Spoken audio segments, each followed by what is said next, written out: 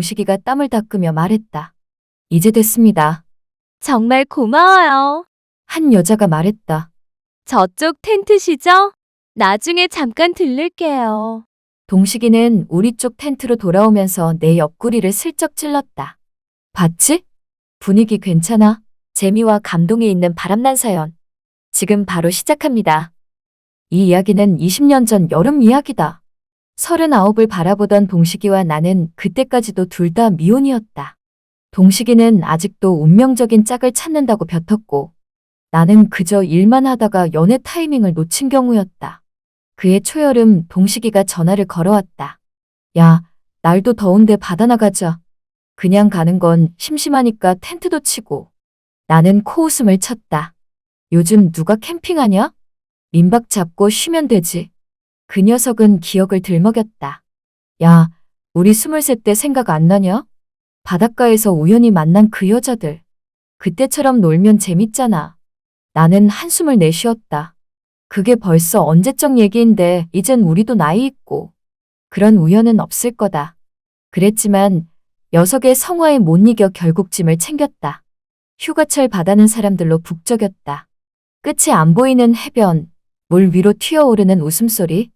물에 들어가자마자 어린 시절로 돌아간 듯 신나게 헤엄쳤다. 문제는 그 다음이었다. 텐트를 칠 자리가 없었다. 나는 땡볕에서 한숨만 쉬었다. 야, 자리도 없는데 이게 뭐냐? 그냥 민박 가자. 동식이는 고개를 저었다. 아니야, 조금만 더 가보자. 분명 한적한 곳 있을 거야. 그렇게 1시간을 돌아다니다 바닷가에서 한참 떨어진 산 근처에 조용한 평지를 발견했다. 그곳에도 몇몇 사람들이 텐트를 치고 있었고 우리는 그 옆에 자리를 잡았다. 서둘러 텐트를 세우고 작은 버너 위에 라면 냄비를 올렸다. 그때였다. 멀리서 고급 외제차 한 대가 다가오더니 우리 텐트 근처에 멈춰서는 거다. 버너 위에서 김이 모락모락 올라오던 라면 냄새에 정신이 팔려 있었는데 근처에 멈춘 외제차 문이 열렸다. 햇빛을 받은 은빛 차체가 번쩍였고 그 안에서 두 여자가 내렸다. 멀리서도 알 수 있었다.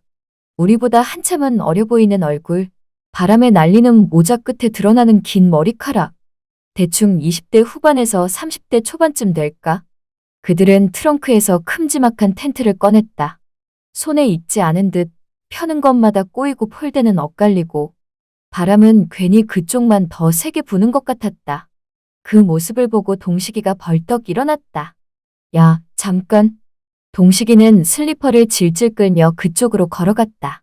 멀리서도 들렸다. 이거 이렇게 하시면 안 돼요. 제가 도와드릴게요. 나는 속으로 피식 웃었다. 저 녀석, 오래 기다린 기회가 왔다 싶나 보다. 한참을 도와주던 동식이가 나를 돌아보며 손짓했다.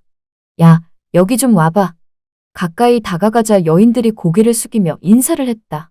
살짝 수줍은 미소였다. 텐트는 금세 모양을 갖췄고 마지막 고정핀을 박자 동식이가 땀을 닦으며 말했다. 이제 됐습니다. 정말 고마워요. 한 여자가 말했다. 저쪽 텐트시죠? 나중에 잠깐 들를게요. 동식이는 우리 쪽 텐트로 돌아오면서 내 옆구리를 슬쩍 찔렀다. 봤지? 분위기 괜찮아? 다시 자리에 앉아 라면을 먹으려는데 잠시 후 그들 중 한 명이 다가왔다. 라면만 드시는 것 같아서요. 저희 고기 많이 사왔거든요. 같이 드실래요? 그 순간 동식이의 눈이 번쩍 빛났다. 아, 그럼 제가 고기 굽겠습니다. 동식이는 벌떡 일어나 따라갔고 나도 하는 수 없이 천천히 그 뒤를 걸었다. 그렇게 4명이 한자리에 모였다. 그리고 그날 밤 바닷가보다 더 뜨거운 숯불이 피어올랐다. 숯불 위에 올려진 삼겹살에서 기름이 톡톡 튀었다. 기름방울이 숯불에 닿자 치익 소리가 나며 고소한 냄새가 공기를 가득 채웠다. 여자 둘은 고기를 굽고 있는 동식이 옆에 서서 연신 웃음을 터뜨렸다. 그 웃음이 왜 그렇게 귀에 쏙 들어오는지 괜히 신경이 쓰였다. 고기를 뒤집던 동식이가 물었다. 근데 여기까지 어떻게 오신 거예요? 바닷가에서 좀 떨어져 있잖아요. 그러자 긴 머리를 늘어뜨린 여자가 손사래를 치며 말했다. 아, 원래는 저쪽 리조트 예약했는데요. 방에 들어가자마자 바퀴벌레가 나왔어요. 그것도 하나가 아니고 두세 마리가 막 기어다니는 거 있죠. 그 말에 다른 여자도 맞장구를 쳤다. 그래서 짐 싸서 바로 나왔죠, 뭐. 어쩌다 보니 여기까지 왔는데 텐트 치는 건 생각보다 어렵더라고요. 그때 나는 속으로 생각했다. 그래서 그 난리를 치고 있었구나.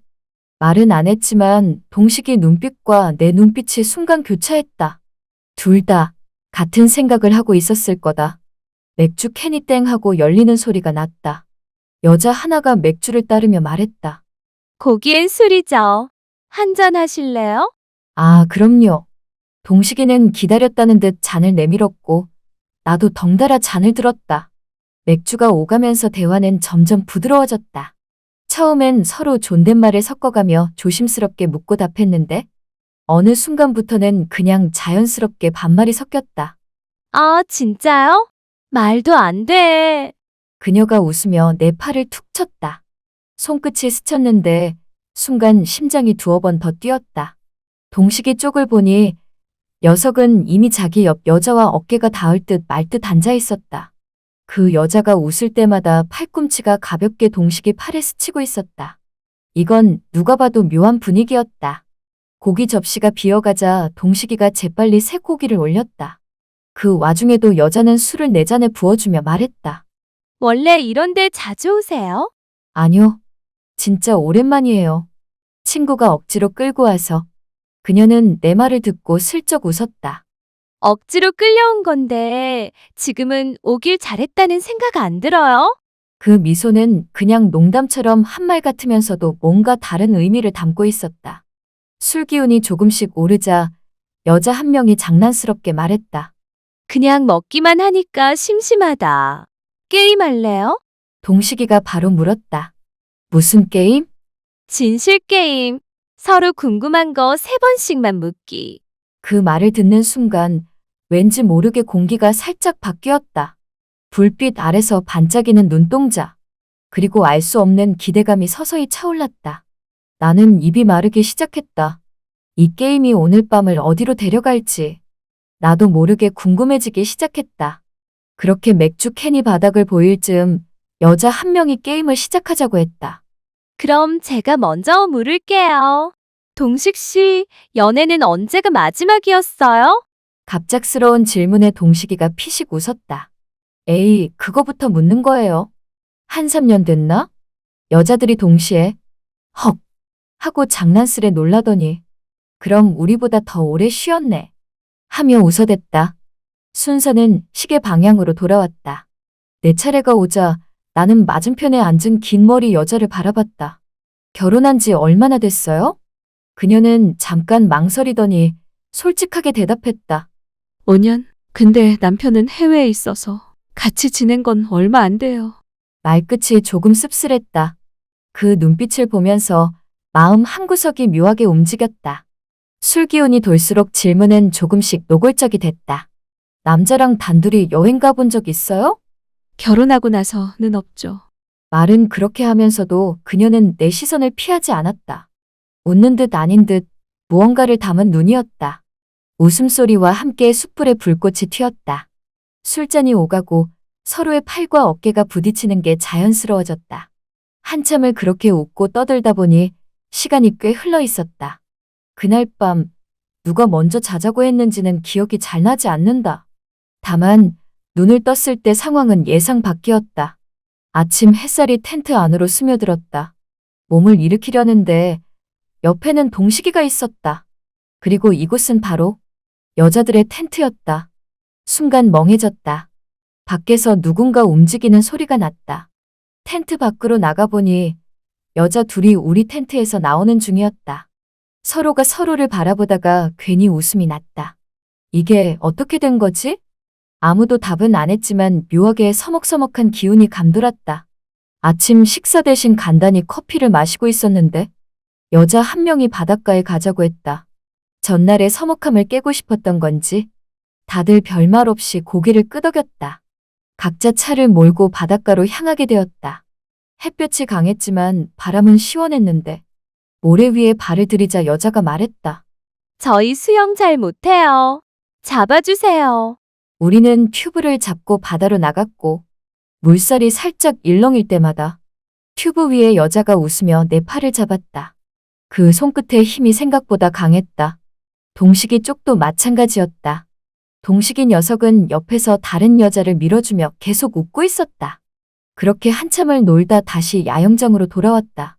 저녁 준비를 하려는데 긴 머리 여자가 말했다. 술이 다 떨어졌네. 같이 사러 가실 분? 그 말에 아무도 대답을 안 하자 그녀가 내 쪽을 바라봤다. 같이 가요.